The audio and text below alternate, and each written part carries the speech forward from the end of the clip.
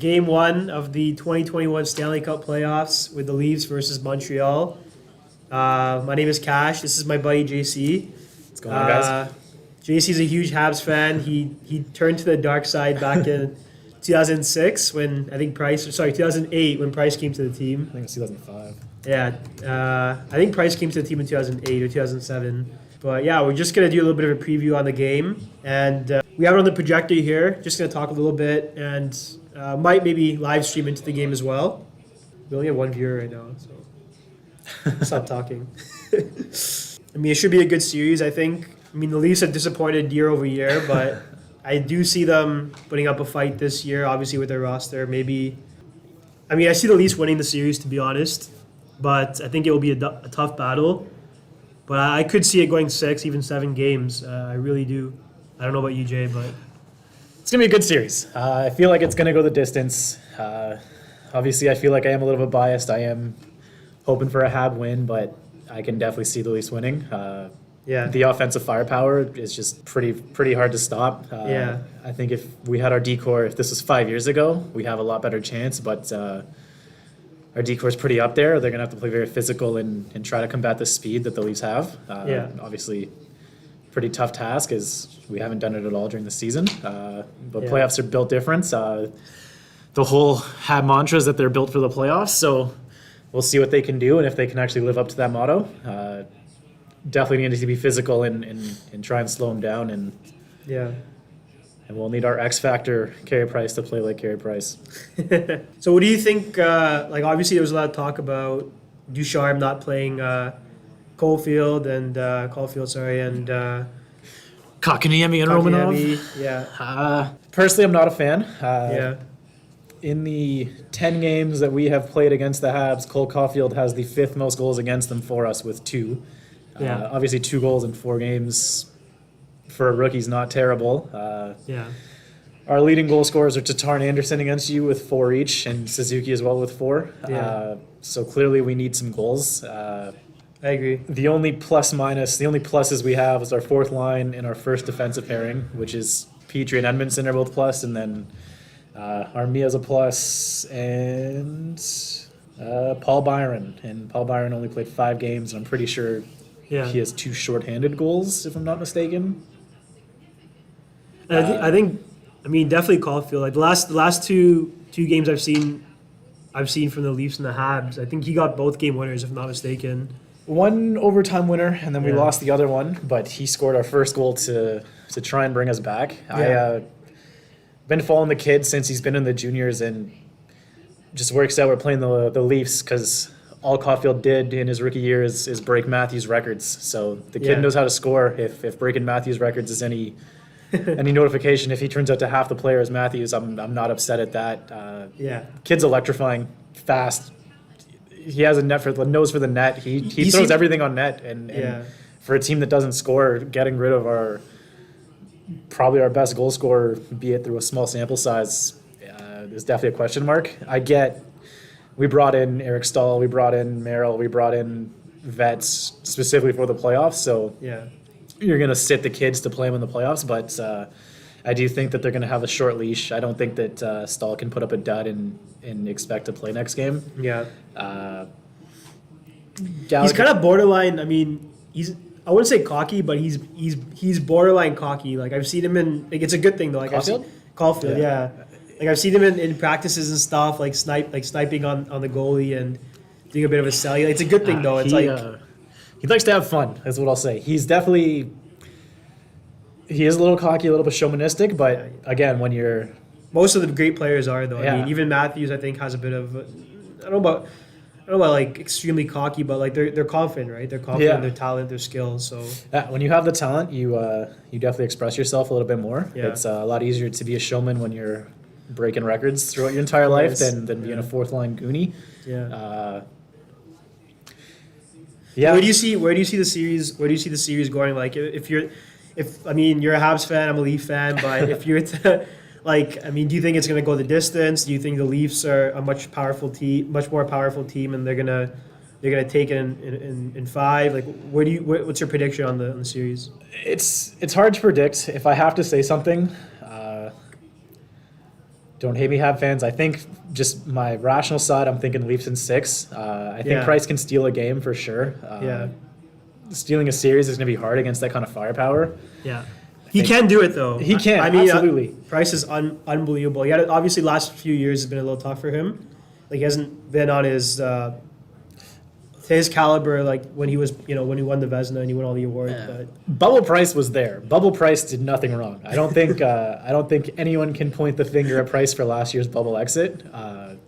yeah, he played very well. I think they can definitely say he had a big part in taking out Pittsburgh. Yeah, for sure. That's the saving grace for Habs fans right now. If Yeah. Matthews, Tavares versus Malkin and Crosby is pretty much it's almost the same matchup. We have to Yeah. take care of two of the most elite centermen in the Yeah. game, and we've proven that it is possible to do. We can't do it. Yeah. Again, another year older, so more miles on Weber and Sherratt and Kulak. The decor is big and bruising, which is they built the team specifically to be big and bruising in the back end. Yeah. Again, I feel Kotkaniemi and Caulfield, I think, just complete the thing where we're going to be strong defensively, but then we have the ability to be quick and fast and score some goals Yeah. on the offensive side, whereas I think we lose a little bit of that speed with Stahl and a lot of the older guys. It's going to be we're going to have to watch it live, but we'll see if experience can outdo I'm skill watching today. the Kadri hit. Like, I can't believe that he's gone, probably going to be suspended again for the third year in a row. I feel like he Sorry gets to the cut rest you of the off, I series. just was watching the projector. I feel like he gets the Insane. series. Yeah. Hopefully they worded it as a series, because I think if they say 5 games, I don't know. Off topic, but I think Colorado probably in 4 or 5, to be honest. I just Yeah. don't see St. Louis keeping up. McKinnon's just unreal. Yeah, he destroyed. Yeah, he is unreal. I don't blame him. I was looking on my Twitter yesterday. Binnington was getting a lot of heat, and I don't know, looking at it, Yeah. I don't know any goalie that was going to make a couple of those saves. The Yeah. traffic in front and just the plays that Colorado makes, and then 2 empty netters, not much that you can blame the They can goalie for, do. in my opinion. Yeah, for sure. Well, it'll be fun. I mean, obviously, there's not the same hype like it has been before. Pre-COVID, like we live in Toronto and Montreal. Toronto and Montreal are both unbelievable hockey cities. Once again, I'm a Leaf fan, but I love going to Montreal to watch games. Like, the Bell Center is electric all the time, and the fans there, just the culture. I love the city. And I'm saying this as a Leaf fan, but it's too bad that we can't have a full barn both in Toronto and Montreal. But let's see. Montreal opened up the arena, right? It said 2,500 people are going to start allowing, so that's good. If they get to game 6, they'll let yeah. in 2,500 people. Yeah. I feel bad because going with my prediction, I feel like Hab fans will get in to see the last game of the year. If they can pull it out You never and know, get it man. done, that'd be great. You never know. Knowing the Leafs' history, anything can happen. They have a good team this year, but you never know. I think that's the beauty of the playoffs, yeah, right? the thing going for us is, will the Leafs get in their own head? Yeah. I think it's been 3 straight years of the Matthews Marner core they've made it in and haven't made it past round 1. So Yeah. again, they now have that experience. They kind of know what they need to do to get out of round 1, which Yeah, should help for sure. them. I think the Habs as well, same thing. It's Yeah. almost all of them have been through at least 1 round, 2 rounds of the playoffs. They know that it's a different animal altogether. For sure. Yeah, it is. Again, that's Bergevin's been saying our team is built for the playoffs, and they're really. I still can't believe really he has a banking job on in Montreal. I honestly, I know he's a good GM, but I feel like any other hockey market, they wouldn't have ridden their GM for so many years, and given him a chance to.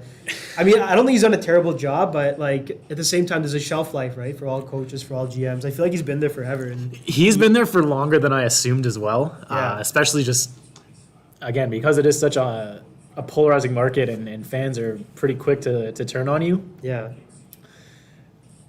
Frankly, I thought after the Subban trade, that was it. Yeah. That was a pretty crazy. But look, in hindsight, it actually worked out. If you look at the way Subban's played in the last few years versus Weber, I don't know. I think Subban's play has definitely deteriorated, but Yeah. I do think that trade crushed him.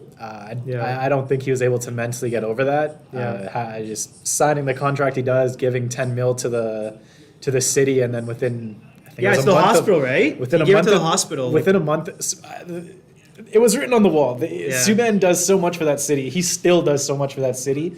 And to donate 10 mil to the children's hospital, and then within, I think, 2 weeks, the Habs gave the Community Player of the Year award to someone else. I forgot who they gave it to, but they didn't give the Community Award to Subban. Yeah. And it was like, that's it. They knew that he was gone. There's no way that they didn't at that point. Yeah, exactly. And I truly think that if he stayed with the Habs,